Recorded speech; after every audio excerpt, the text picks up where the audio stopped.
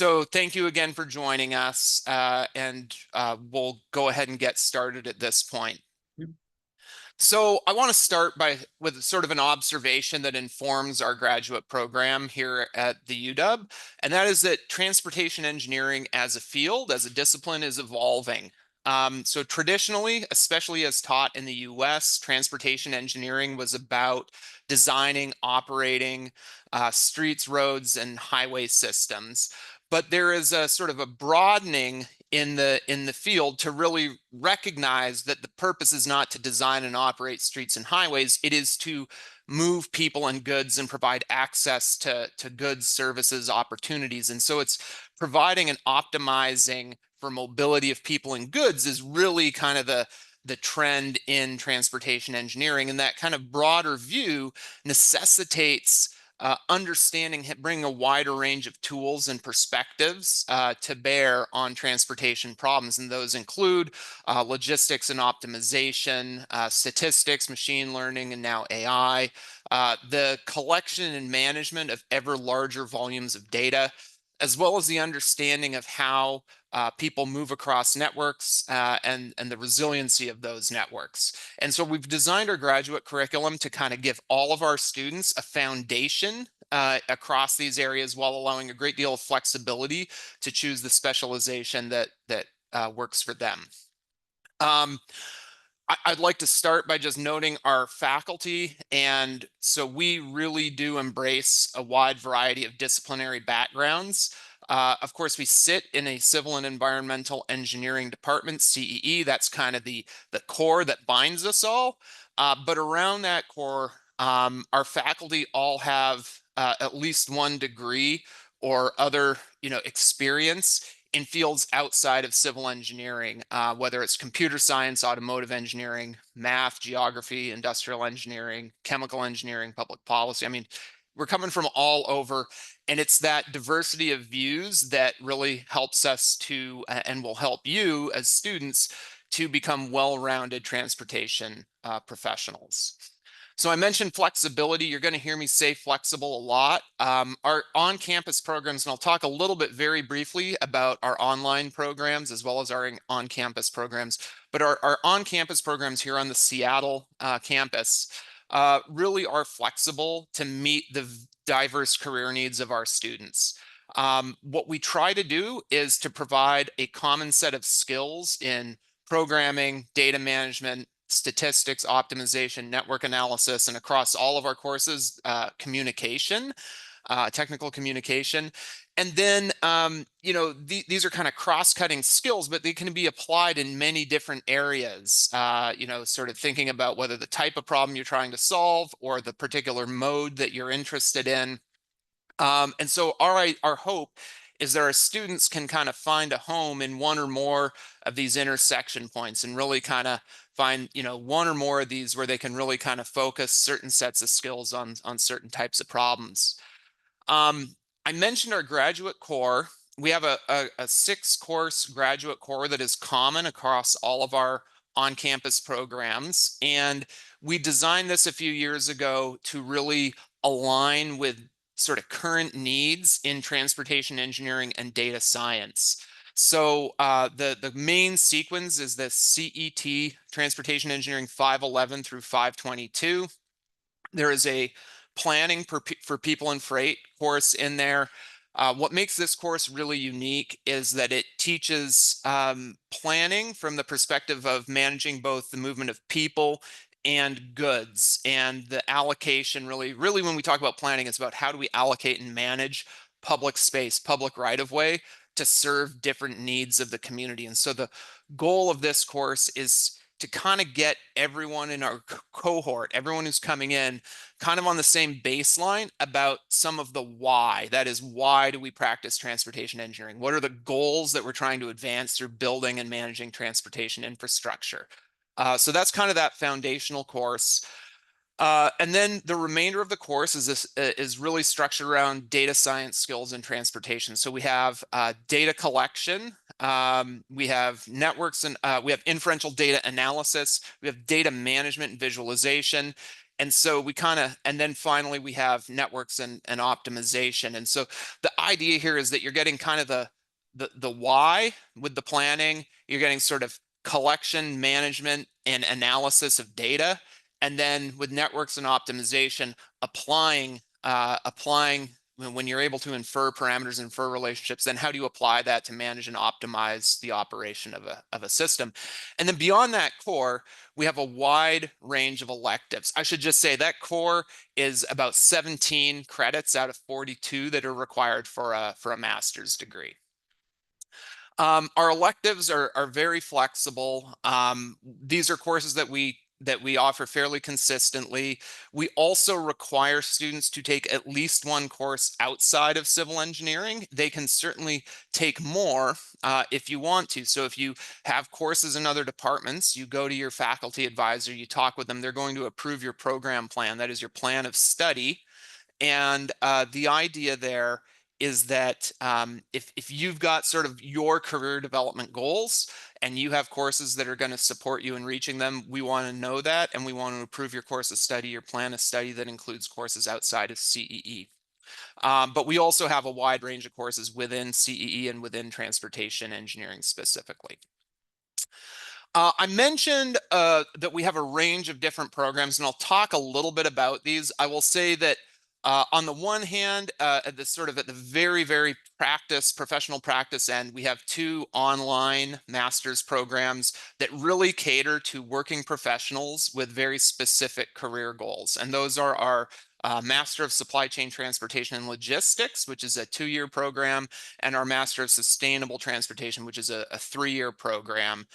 Those operate fully online. They are fee-based programs. Students taking those are not on campus with us. I think most of the people on this call had reached out to us with interest in coming to the UW campus to study, so I won't say anything more about those online programs unless I get questions.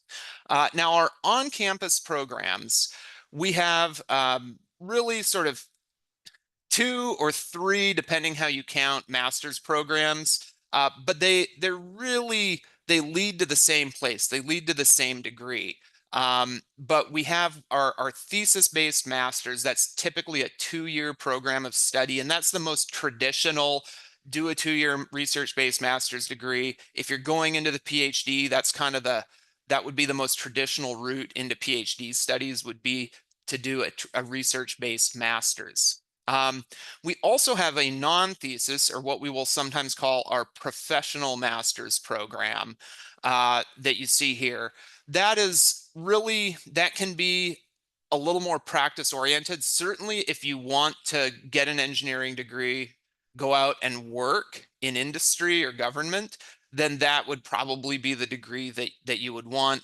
But there are cases of students who have done that non-thesis master's and then transitioned into a PhD track. It's not the typical track, but it's certainly possible and not unprecedented. And probably the most important thing there, that non-thesis program is extremely flexible. The direction you take it in is really up to you as a student. So if you wanted to go that route and keep that PhD option open, the most important thing you could do would be to engage in a lot of research, do more than the minimum required research when you're in that program. We also have, as a different flavor of that, we have an internship-based master's program, which I've labeled here PacTrans Masters.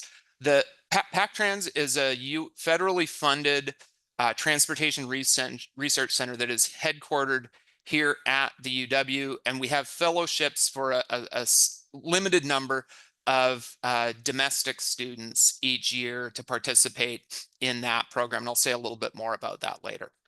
So there's a lot of flexibility, but something I want to emphasize is the commonality between these programs. So, pardon me, while you can see that there's differences in the balance of your time and credit work between courses and research when you look at the thesis masters versus the non-thesis masters, or the internship track where you can take 6 credits. That's the equivalent of about 2 courses you can earn through interning during your studies. So we have these different flavors, but what's the same about them, you're taking the same courses with the same set of colleagues, the same cohort, from the same professors at the same time. And you're at the end of the day, you're getting the same degree, which is a Master of Science in Civil Engineering.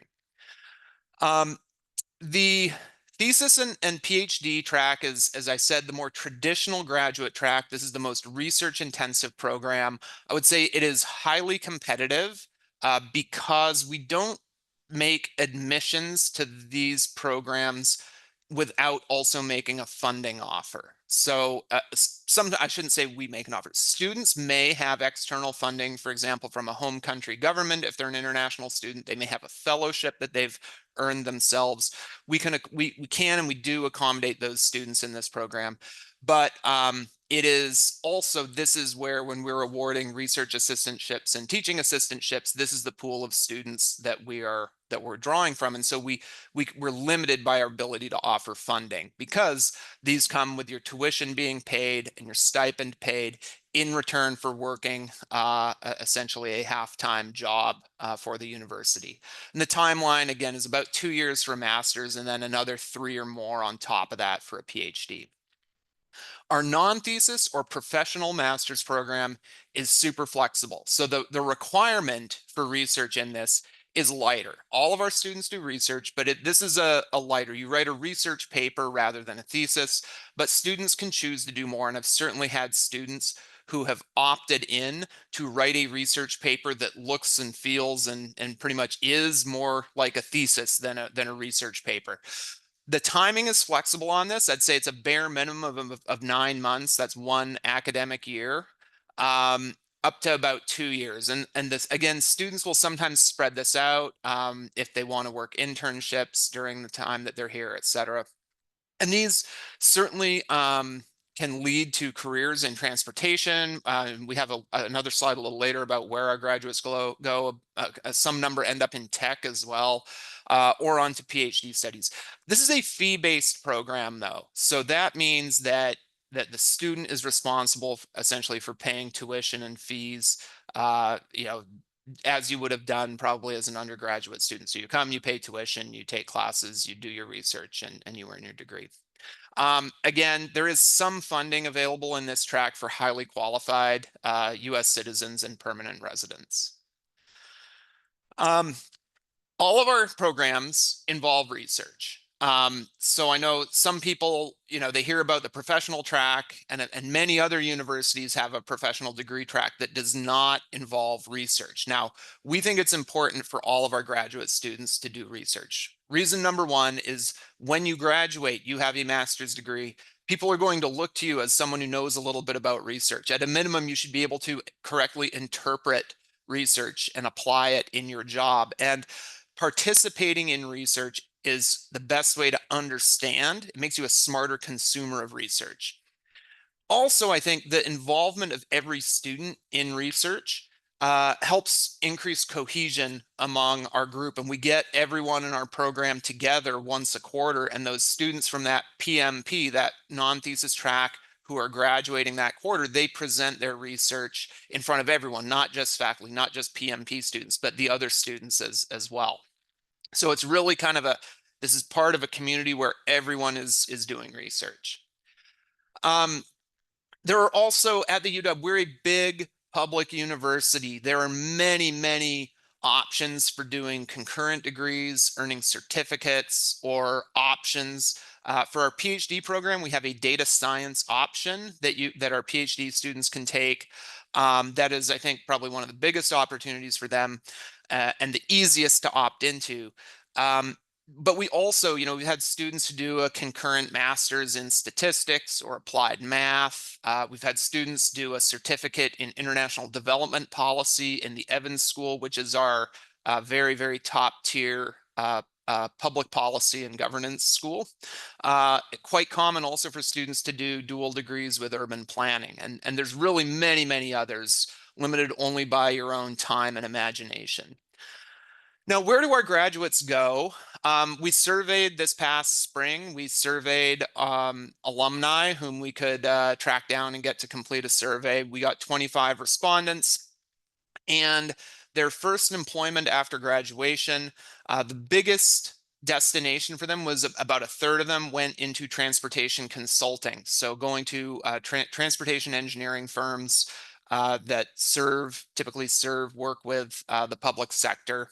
The number two destination, about a quarter of them went to DOTs, Departments of Transportation, whether that's city or state or federal departments of transportation. But an equal number, another quarter, went into tech. We have a large tech sector here in Seattle. Two of the sort of the big five tech companies, Amazon and Microsoft, are both based in the Seattle region, Amazon within the city of Seattle itself.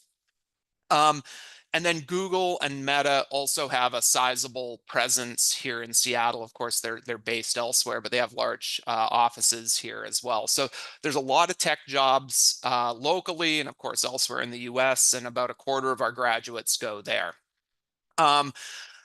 Some go into other government roles, some go into academia, some have gone on to graduate studies at other schools, and then there's another category as well. And now, how much do they make? In our survey, the median starting salary that they reported was $85,000. And because some of these graduates graduated some years ago, we inflation adjusted those, and after adjusting for inflation, the median was $106,000 starting salary. And then their median current salary at the time they took the survey was $125,000. I mentioned there's a wide range of places that our students go, whether as interns or post-graduation. Again, you can see the sort of more traditional DOTs, public sector, and transportation consultancies on the left. And on the right, we have really, jobs, including those that are kind of outside of traditional transportation engineering, whether it's straight up tech companies, whether it is auto companies, national laboratories, and more. There's a wide range of organizations and companies where our students go. I would like to also say we're in Seattle. It's a great place to live and a great place to study. If you don't know your US geography, if you're an international student, the US is here. We are way up here in the northwestern corner. We call our region the Pacific Northwest because we're on the Pacific Ocean and we are in the northwestern part of the country. And we're away from all the crazy things that happen back here in our capital and whatnot. The city of Seattle, it's a city with a 750,000 population, and it is at the core of a metropolitan area with all adjoining cities and suburbs of about 4 million. In our region, about 20% of the population is born outside the United States. And according to some maybe reputable source I found on the internet, the birth countries of our foreign-born population in the region is shown here. So you see the big ones are Mexico, India, China, the Philippines, but also Canada, Ukraine, and really all over the place is sort of the short version. A big part of the lifestyle in Seattle is we are on the ocean. We are in between the mountains and the ocean. And so there's a lot of outdoor recreation, a lot of natural beauty here. This is Lake Union. This is right in the middle of the city. People kayak, sail, paddleboard there. It's also a seaplane base. The university is right there near that tower shown in the background. We're about 6 or 7 kilometers from downtown, about a 10-minute drive or a 10-minute ride on the light rail. This is 2 hours away. This is Stevens Pass, alpine skiing. We have 3 ski resorts within about a 2-hour drive of Seattle. And, going a little further afield, we're about 4 or 5 hours from Whistler, which is absolutely world class, up in Canada, just up here, probably just off the edge of the map. And this is Mount Rainier. This is a national park in Washington, one of 5 national parks in our state, and a real kind of crown jewel for the park system.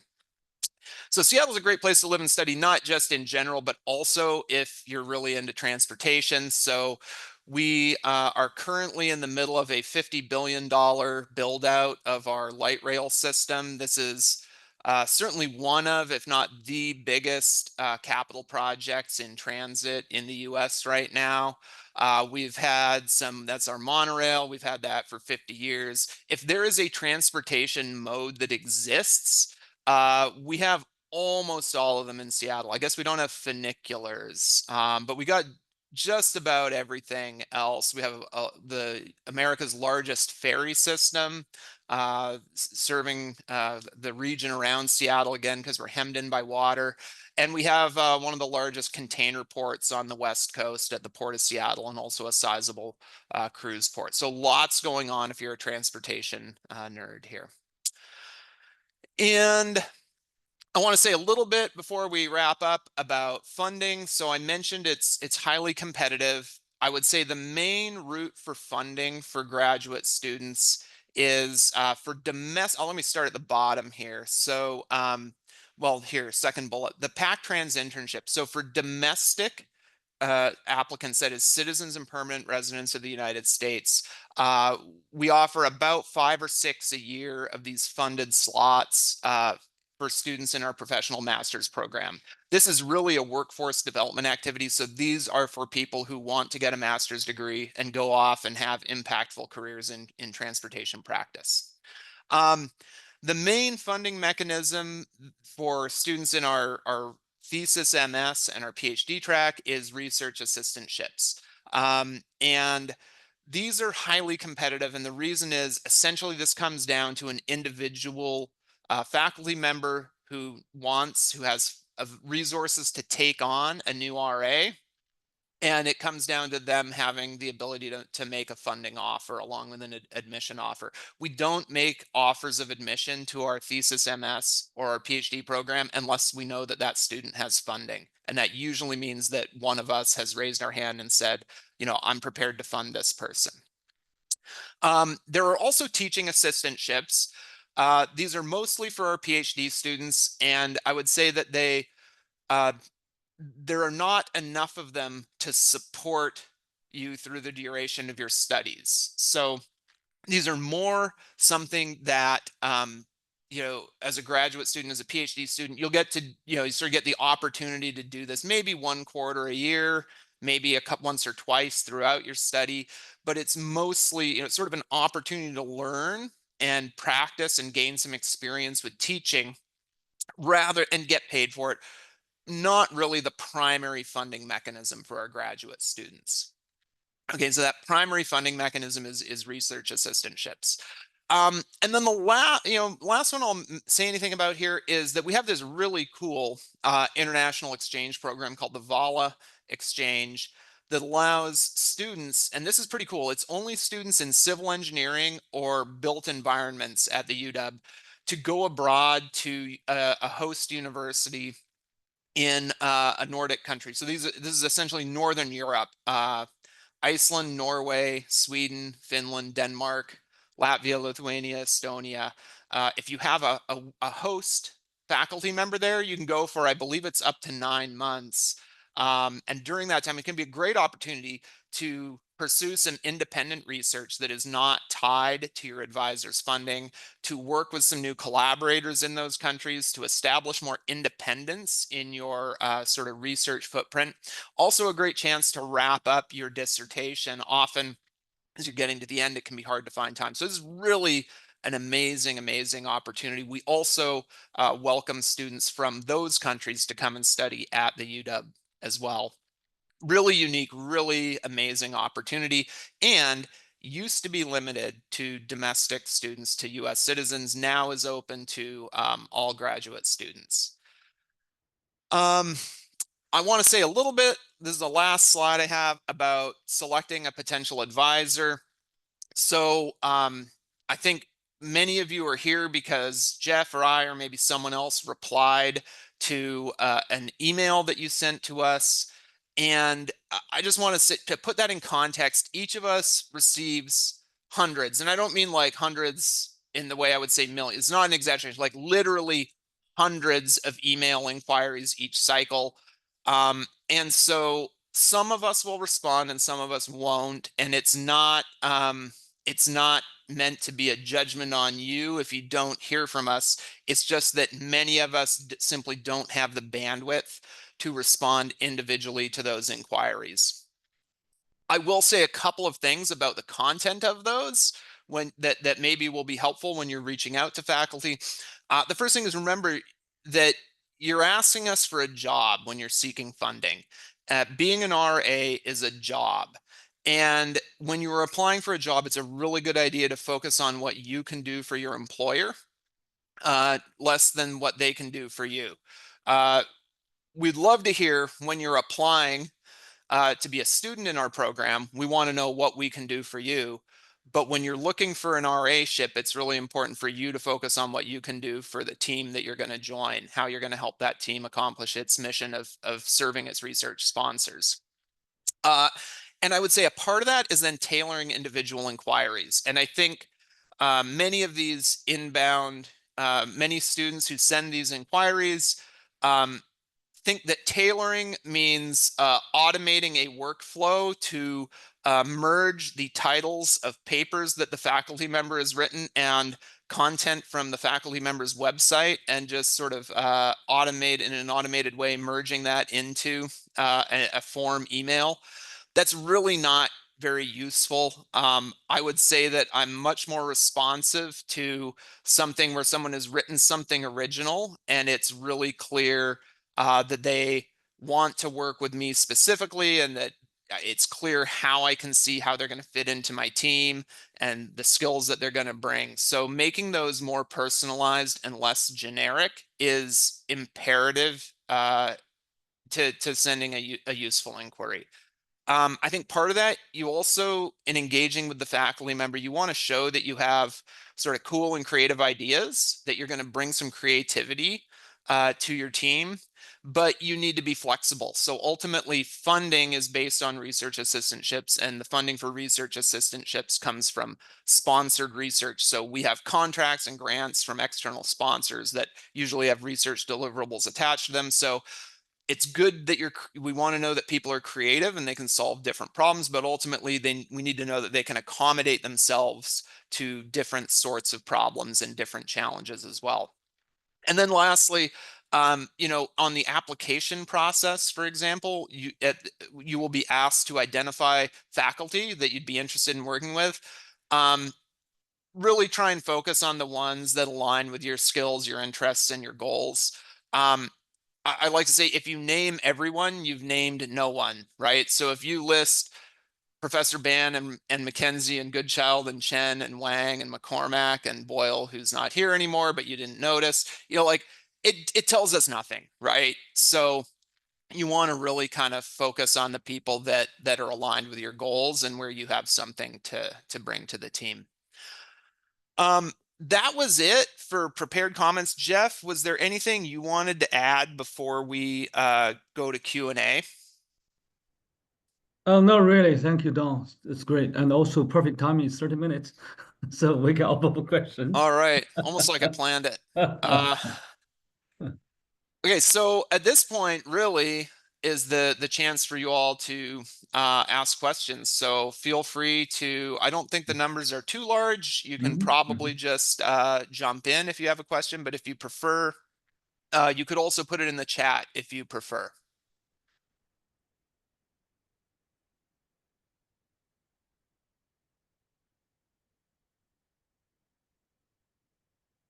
This is a perfect opportunity for you to let us know your questions or concerns or anything.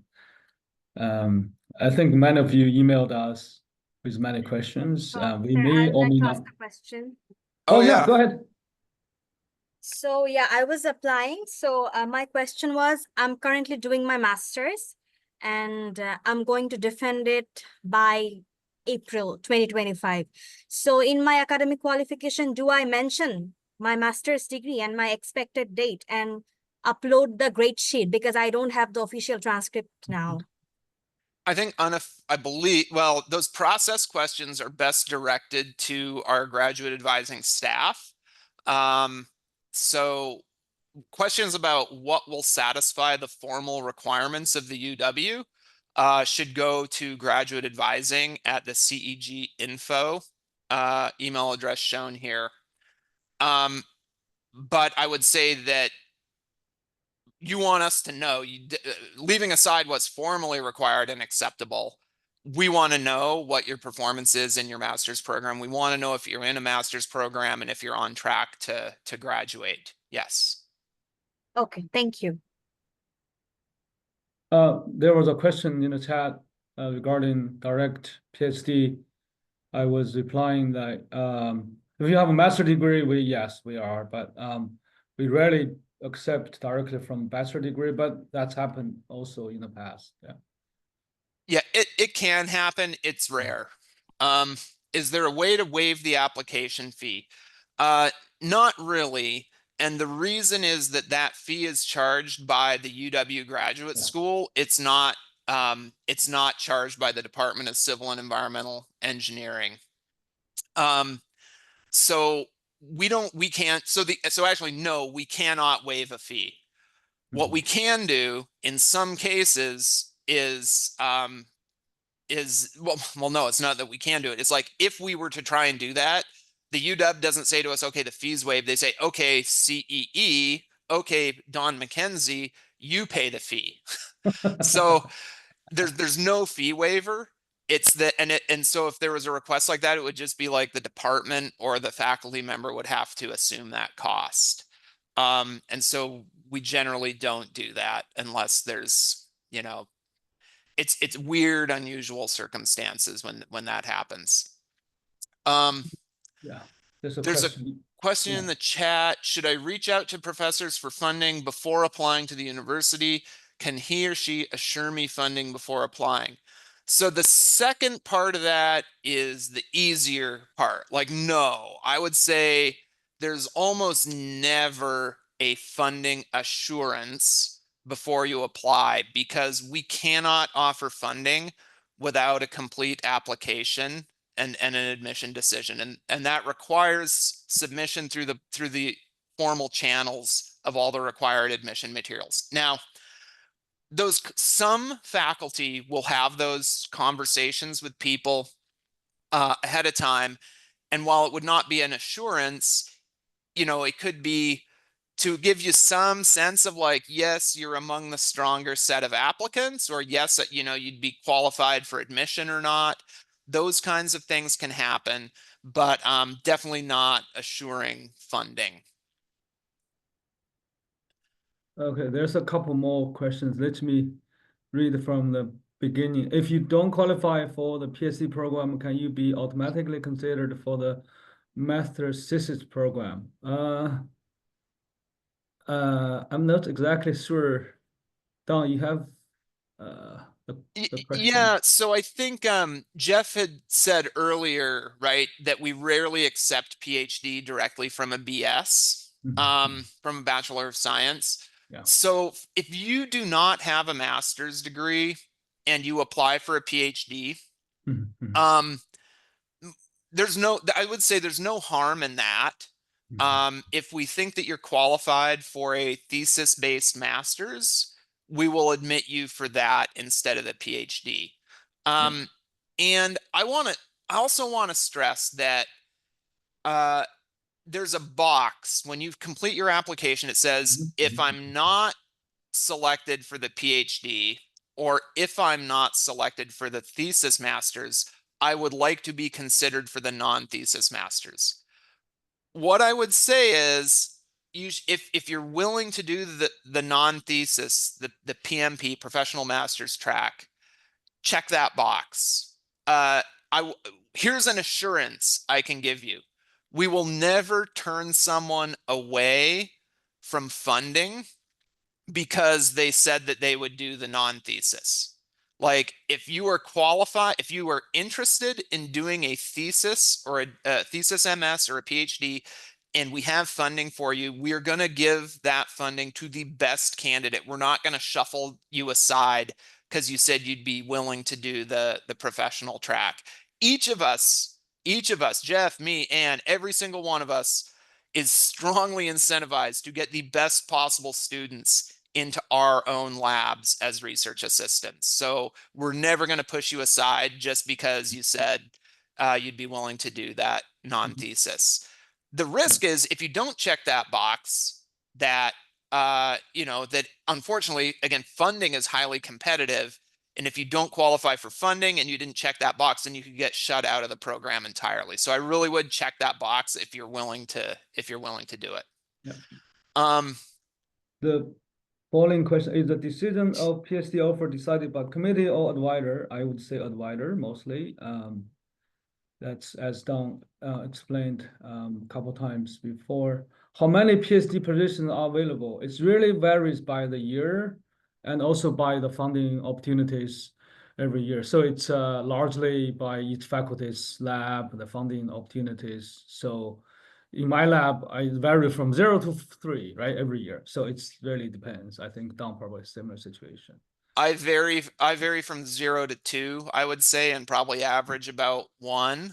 I think across the program, I did not pull the data on this. I think across our program, there's 5 of us, sort of primary faculty members right now in transportation. I think we probably do about 6, 7 research track students a year on average. Right. Yeah. I would also say that formally with the admission, right? The admission to the program is decided, that has to be approved by a committee of faculty, but it cannot happen without funding. And that funding relies on an individual faculty member. So you have to sort of satisfy both an individual faculty member and a committee. I already applied to UW. I reached out to a professor before. Basically, the question I want to ask if I needed a yes from him before application. I don't think so. You can still apply. Totally. Yeah. Yeah. I'm just based on who we sent the information on this session to. I think many of you are international students or international applicants. I would say international applicants are generally much better than domestic students at reaching out to faculty. It's like everyone kind of knows that that it's a good idea, but in the US, many of them don't. So it's not necessary. We do give every single application a full and fair review. It can be, I think the reaching out in advance is it can be helpful to get the attention of the faculty member. Sometimes they will have time to talk and have a conversation before you apply, but it's absolutely not necessary. The next one, is there any open door to contact more to our preferred professor before applying? Well, I think the email is probably the best way. As Don mentioned, don't expect every email you'll get reply or response. Just try that and also try to finish your application and complete, right? I think as Don mentioned, we'll give you a fair and complete review of all the applications. Yeah. So the question, I'm about to finish my master's before the application deadline, may not be able, I think we addressed this, right? May not be able to get my official transcripts in time. Can I submit unofficial transcripts? Yeah. So again, I would check with the advising staff at CEG Info. They're going to know the sort of official rules better than we are about what is acceptable documentation. Did we get Shaghayeg's? Is there an open door to contact the preferred professor? Oh, we got this one. Okay, yeah. Yeah. Okay. Do you want to go, Jeff, on Ali's?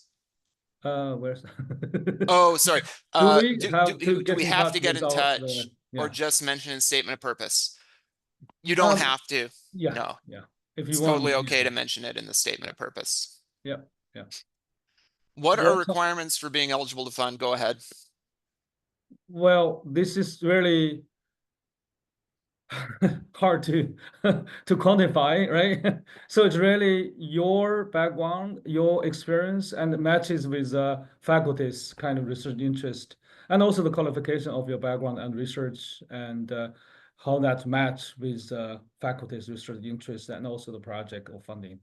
So sometimes timing is important. Sometimes, but overall, your qualification, your background, your experience, like research experience, your background, what you have done in the past, and your statement, what you're really passionate about, your essay. I think all those are important, but sometimes timing and a bit of matching is also critical. Yeah. So what are oh, can we be funded with just English requirement and good transcript without publications? I think that depends on where students are at. So and again, this will also depend on the individual. Again, admission decisions are made by committee. Funding decisions are made by individuals. So my answer may be different than Jeff's, than Ann's, than Yinhai's, than Cynthia's. I would say for my part, it depends on where the student's at. If someone is applying to come in and do a master's degree out of their bachelor's, and they have they're competent in English, they have a strong transcript, good recommendations that are specific, and I can really see them. And then even if I don't talk to them before, I may contact them for an interview during that, sort of after the application. So I would say yes at that level. For my part, someone coming in to do a PhD, I really want to make sure that they know how to write publishable research, because they've had 2 years to do it in a master's degree, and it's a long-term commitment that we are making when we take someone on, right? I mean, funding is always contingent. It's usually offered for the first full year, and it is subject to renewal. But it's like if you do a good job, your funding gets renewed. But so unless someone kind of doesn't do the work or really is a disaster, right? That's a long-term commitment. So we want to make sure we're getting people in who are going to do good work. That's how I look at it. Jeff, how do you? Yeah, I agree. Yeah. Is the mission on rolling basis, or there's a fixed dates for all the decisions, I believe. So it's a mix, right? Is that you can explain? Well, Jeff and I have both managed the process in the past, but this year, so we got sent here to talk to you because Ann Goodchild is doing the real heavy lifting of managing the review of applications. So I think in part that'll depend on when that process gets rolling. The best idea is to have your application in before the deadline. Yeah. That's how we can guarantee full consideration. We will sometimes get late applicants. Often, I think last year we had sort of a round of late offers that went out for the PMP, the non-thesis program, because again, it's because we're not making a sizable funding commitment. Those decisions are a little quicker for us to make. So we've had some late offers for that program last year. For my part, when I'm looking and making funding choices, I'll look at everyone who's in there when I sit down to look at the applications. And I think some faculty might start that on December 17th or whatever the day after the deadline is. Some of us might not do it until February. So I think the safe thing is to have it in by the deadline. But if it does come in late, you can always flag, especially if it's only a few days. If it's like one of your recommenders didn't get their letter in on time, if it's a couple days, that's probably okay. Maybe send us a note and make sure that we're aware of that. Yeah, really the funding decisions are made earlier, as Don mentioned, and for the professional master degrees, it's more like a rolling. Like we're going to make the first batch of decisions, and then if we have later applications, we'll also review and make decisions on those as well. Yeah. Next one, what are the most expected features you will be looking for in students. Okay, I can share a few of mine, and then Don can certainly add his. For me, it's really the motivation and the drive. Sort of expressed in your application, your essay, and also, I rarely made an offer, funding offer to a student without talking to the students by either Zoom or phone calls. So this is through those interactions, I try to sort of learn if the student really interested and passionate about the research topics or ideas he or she is talking about, right? That's my number one kind of features I'm looking for. And others are, I'm doing some mathematical modeling. I look at your math background, sometimes your coding, sort of experience, and others. But those are skills I strongly feel that you can learn, you can sort of improve once you are here. But the drive and motivation is really hard to learn sometimes. Yeah, that's my Don, please. If you've got the drive, the learning will follow. Yeah. That's it too. The other one I think is, for my part, is creativity. And so if you can express can you identify interesting questions and think about research? Research is about understanding the world and how the world works, and there's puzzles to be solved. How do we do things better? How does X relate to Y? I mean, there's different ways, but it's fundamentally about discovering things about the world. And I think it's important for students to show some spark of curiosity. And it's really hard to do in a written application. That's where those conversations come in. Because it's really frustrating, I think, especially for people at the PhD level, who are going to be, the hope is that you're contributing to new knowledge, which sounds very grand, but ultimately it means finding interesting questions and answering them. And I think that's very closely related to the motivation. Are you motivated to find new puzzles to solve, or do you just want to be told what to do?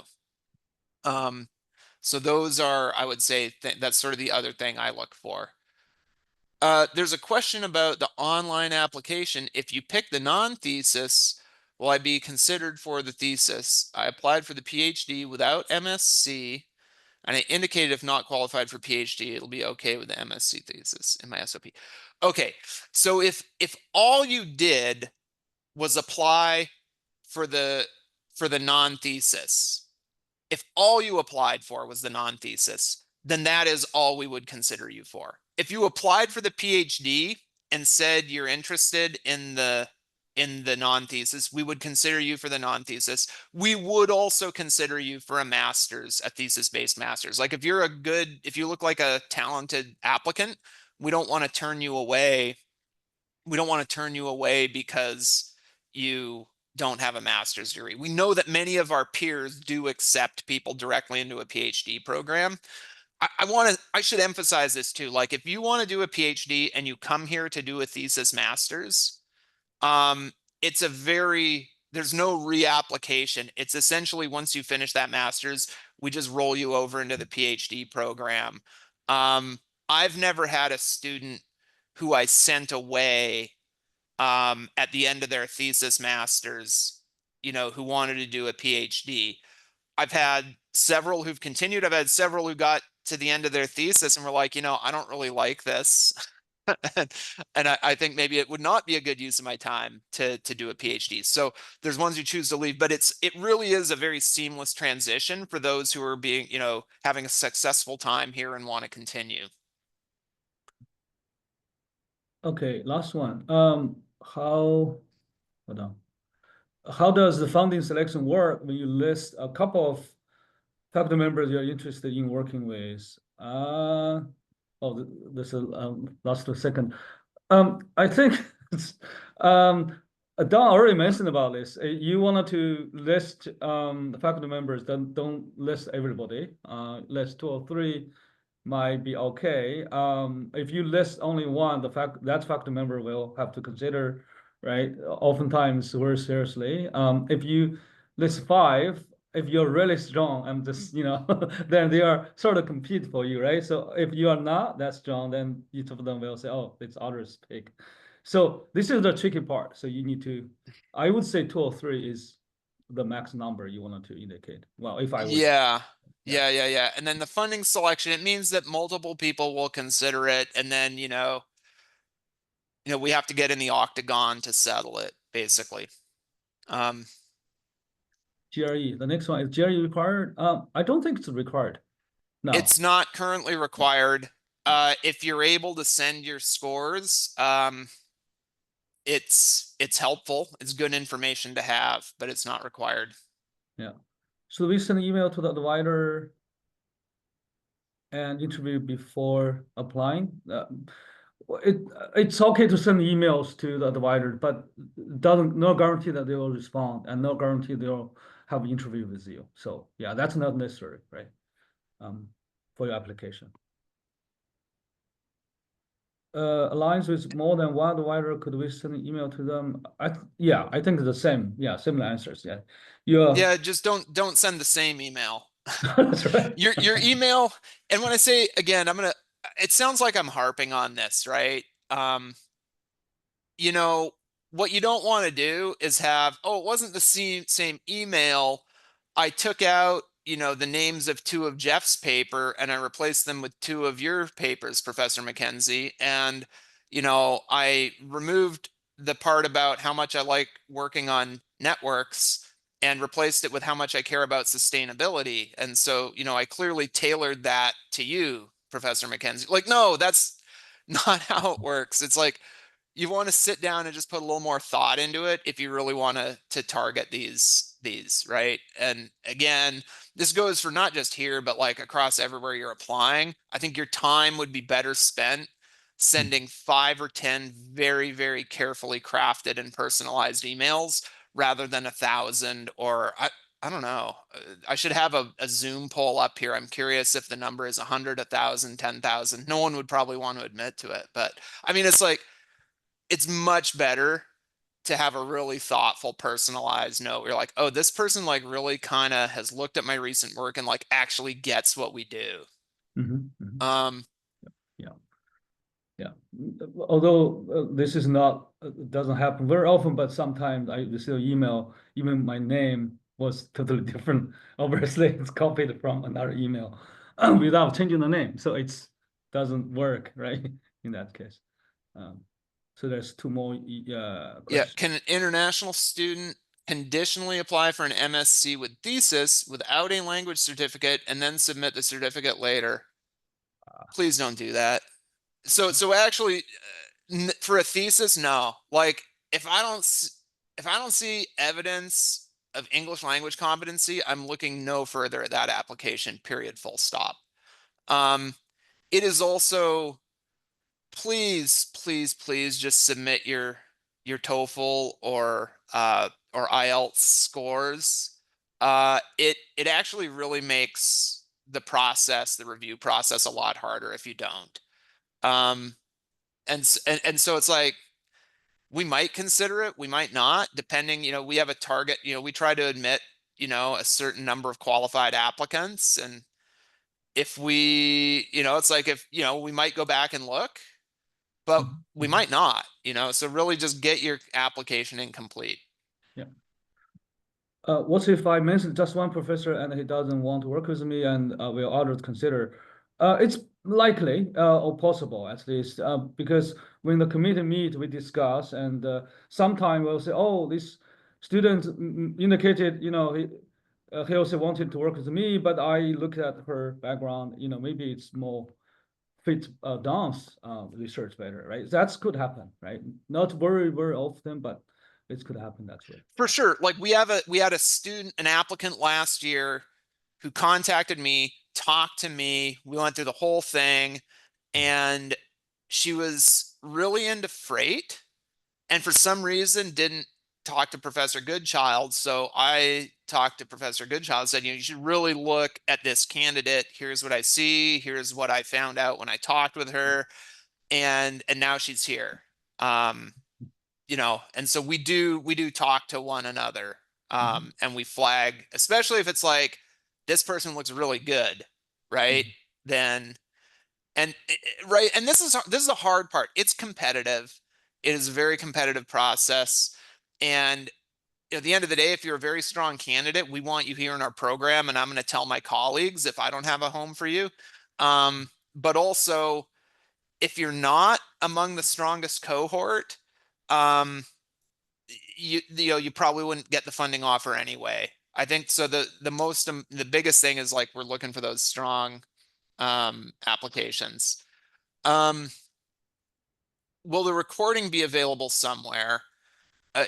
Yes. I'm not sure where. Our advising staff, I'm going to make it available for our advising staff to take care of where to post that. Yeah. The Um, optimum is better. Yeah.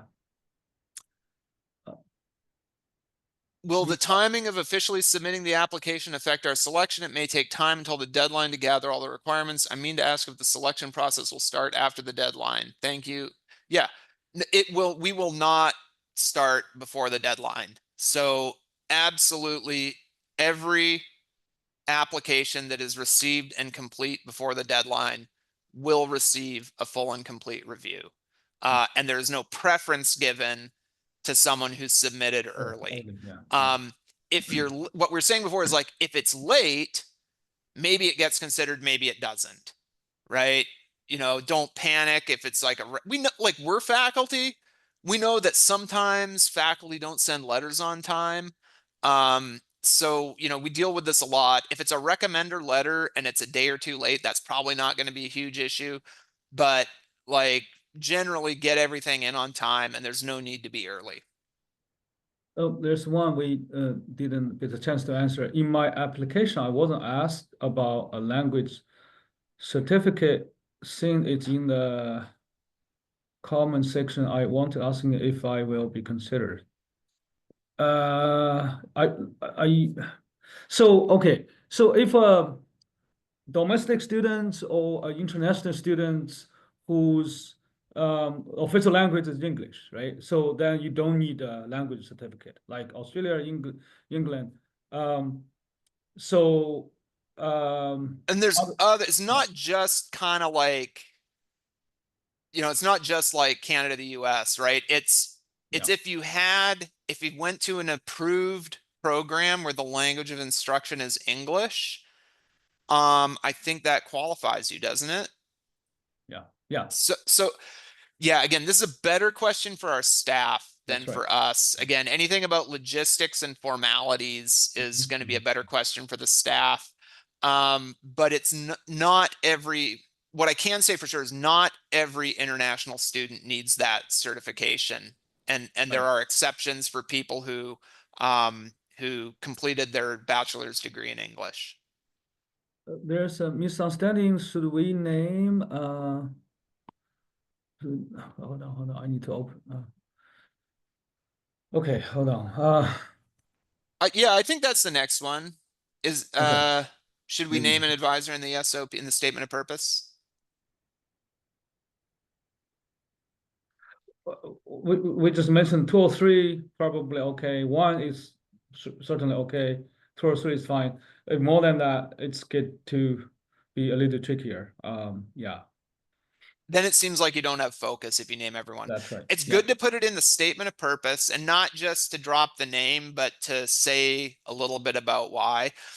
I'm not sure if they've redesigned the submission portal, but there used to be just a separate question like, what faculty would you be interested in working with? And so it's okay to put that information in both places. It's 9 now. We probably need to wrap up. Yeah, we do. yeah. Okay. Thanks, Jeff. And yes, I have to get to my next meeting. So thank you all for joining. If you didn't get your question, I think we're having another one of these in about 7 hours. But hopefully you've had more than enough of us for the time being. Anyway, thank you for joining. Hope to see your applications. Yeah. All right. Thank you. Bye-bye. Take care. Bye.